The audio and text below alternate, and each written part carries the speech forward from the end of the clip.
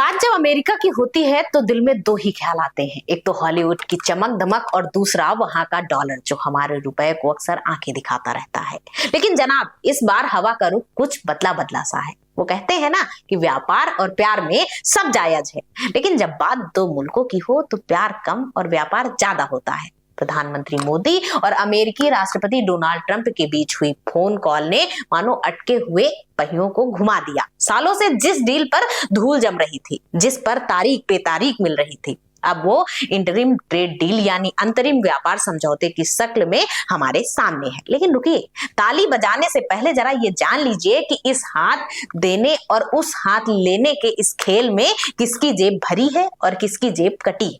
क्या वाकई ये डील विक्षिप्त भारत का एक और कदम है या फिर अमेरिकी दबाव में किया गया कोई समझौता? आज इस डील का पूरा पोस्टमार्टम करेंगे बिना किसी लाग लपेट के। सबसे पहले तो हेडलाइन सुन लीजिए, जो सरकार बड़े जोर शोर से बता रही है।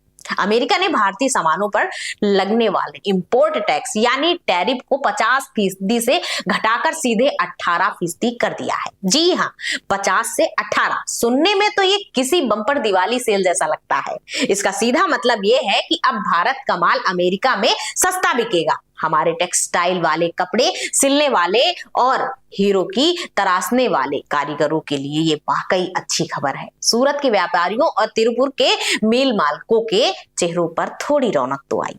रत्न और आभूषण, दवाइयां और यहाँ तक कि हमारे आम और केले भी अब बिना किसी ज्यादा टैक्स के अमेरिका की सरहद पार कर सकेंगे। और सुनिए, वो जो झींगा मछली पालन करते हैं हमारे मछुआरे भाई, उनके लिए भी रास्ता खुल गया है। लेकिन ठहरिए जनाब, अमेरिका कोई धर्मशाला तो है नहीं जो सिर्फ दान पुण्य करने बैठा है।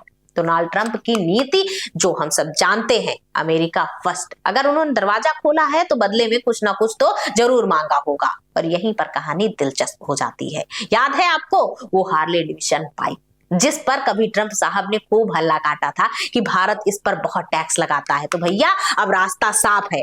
800 सीसी से ऊपर की हार्ले डेविडसन बाइक अब भारत में बिना किसी ड्यूटी के फर्राटा भर सकेगी।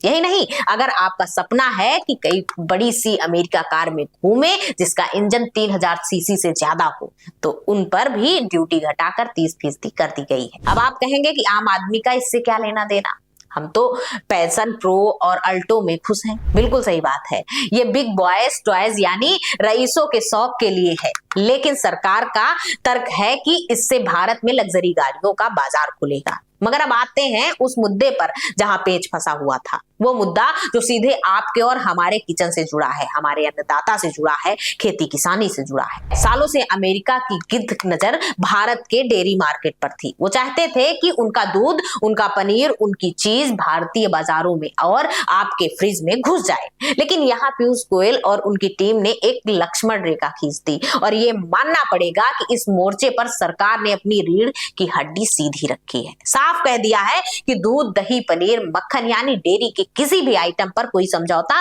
नहीं होगा। सोचिए, अगर अमेरिका का रास्ता दूध और प्रोडक्ट्स पनीर भारत आ जाता है तो हमारे उन करोड़ों छोटे किसानों का क्या होता जिनके घर का चूल्हा ही 2 भैंस या 4 गाय के दूध से जलता है? अमूल जैसी संस्थाओं का क्या होता? तो यहाँ राहत की सांस लीजिए, आपका दूध देसी ही रहेगा। सिर्फ दूध ही नहीं, गेहूं, चावल, मक्का, बाजरा और चीनी जैसे अनाज को भी इस डील से पूरी तरह बाहर रखा गया है। यानी अमेरिकी किसान अपना अनाज भारत में डंप नहीं कर पाएंगे। एक और बहुत बड़ा खतरा था जिसे फिलहाल टाल दिया गया है, वो है जीएम फूड यानी जेनेटिकल मॉडिफाइड खाना।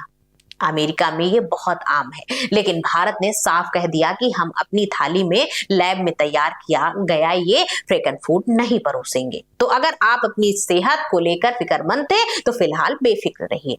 लेकिन ऐसा भी नहीं है कि अमेरिकी किसानों को पूरी तरह खाली हाथ लौटाया गया हो। कुछ दरवाजे तो खोलने ही पड़े और वो दरवाजा खुला है ड्राई फ्रूट्स और फलों के लिए। अब अमेरिका के बादाम, अखरोट, पिस्ता और वहां के सेब भारत में सस्ते हो सकते हैं। कश्मीर और हिमाचल के सेब उत्पादक किसान जरूर इसे थोड़ा माथे पर बल लगाएंगे। हालांकि सरकार ने सेब पर एक छोटा सिस्टम और मिनिमम इंपोर्ट प्राइस लगा दिया है ताकि हमारे लोकल किसानों की कमर ना टूटे। मतलब विदेशी सेब आएगा तो सही, लेकिन इतना सस्ता भी नहीं होगा कि हमारा कश्मीर सेब बिकना बंद हो जाए। इसे कहते हैं बैलेंस बनाने की कोशिश। अब एक खबर उन लोगों के लिए जिनके लिए शाम रंगीन होना जरूरी है। जी हाँ, मदिरा प्रेमियों के लिए इस डील में अमेरिकन विस्की और शराब पर ड्यूटी कम की गई है। मतलब वो महंगी ब्रांड्स जिन्हें आप सिर्फ ड्यूटी फ्री शॉप पर ललचाई नजरों से देखते थे, उनके दाम कम हो सकते हैं। एक अनुमान है कि जो बोतल मुंबई में 4500 की मिलती थी वो शायद 2500 या 3000 की हो सकती है। तो जाम से जाम टकराने का इंतजाम हो गया है। लेकिन इस नशे और बादाम के बीच एक बारीक बात और है जो शायद हेडलाइन में दब गई। वो है पोल्ट्री फीड की। अमेरिका से DDGS dried distiller grain with solutes और रेड सोरघम लाल ज्वार लाने की छूट मिल गई है। अब ये क्या बला है? आसान भाषा में समझिए, ये मुर्गियों और जानवरों का चारा है। ये अमेरिका से सस्ता आएगा। इससे होगा कि पोल्ट्री वालों को यानी मुर्गी पालन करने वालों को सस्ता चारा मिलेगा, तो अंडा और चिकन सस्ता हो सकता है। ये अच्छी बात है, लेकिन सिक्के का दूसरा पहलू है। हमारे देश में मध्य प्रदेश और महाराष्ट्र के किसान जो सोयाबीन उगाते हैं, उनकी खुली डी ऑयल्ड केक जानवरों के चारे में इस्तेमाल होती है। अगर अमेरिका से सस्ता चारा आएगा तो हमारे सोयाबीन किसानों के माल का भाव गिर जाएगा। इसे कहते हैं अर्थशास्त्र का चक्रव्यूह। किसी का फायदा, किसी का नुकसान। सरकार को यहाँ बहुत संभल कर चलना होगा। अब जरा तकनीक की दुनिया की सैर कर लें। हम सब जानते हैं कि भविष्य डाटा और चिप्स का है। इस डील में टेक्नोलॉजी को लेकर भी बड़े बड़े वादे किए गए हैं। भारत ने अगले 5 सालों में $500 अरब की खरीदारी का इरादा जताया है। इसमें सिर्फ बादाम पिस्ता नहीं है, इसमें विमान है, बोइंग के पार्ट्स हैं और सबसे महत्वपूर्ण टेक्नोलॉजी प्रोडक्ट्स हैं। मेडिकल डिवाइसेस यानी पेसमेकर्स, एक्सरे मशीन्स के पार्ट्स और कैंसर, दिल की बीमारियों की दवाइयां भी सस्ती होंगी। ये एक ऐसा कदम है जिसका सीधा असर आम आदमी की जेब और सेहत पर पड़ेगा। अगर इलाज सस्ता होता है तो इससे बेहतर और क्या हो सकता है। विपक्ष जैसा कि उसका धर्म है, सवाल उठा रहा है। उनका कहना है कि सरकार ने किसानों को खतरे में डाल दिया है। बातें गोल मोल करके की जा रही हैं।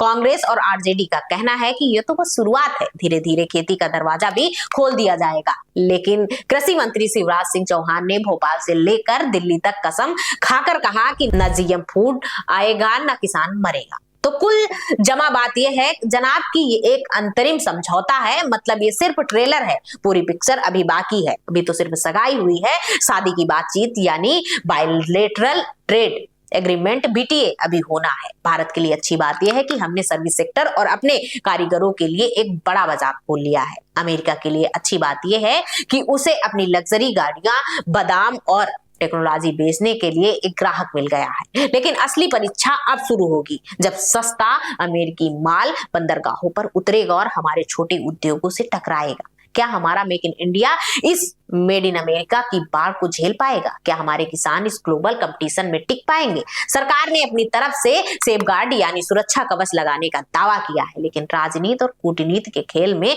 जो कागज पर दिखता है वो जमीन पर उतरते उतरते अक्सर बदल जाता है।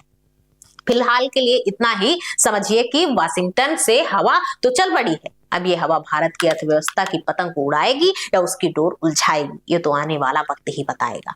आपको क्या लगता है, क्या सस्ती हॉर्ले और बादाम के बदले हमें कुछ बड़ा गंवाना पड़ेगा, या फिर पीयूष गोयल ने वाकई बनिया बुद्धि का इस्तेमाल करके अमेरिका से एक अच्छी डील झटक ली है? अपनी राय हमें कमेंट बॉक्स में जरूर बताएं। धन्यवाद।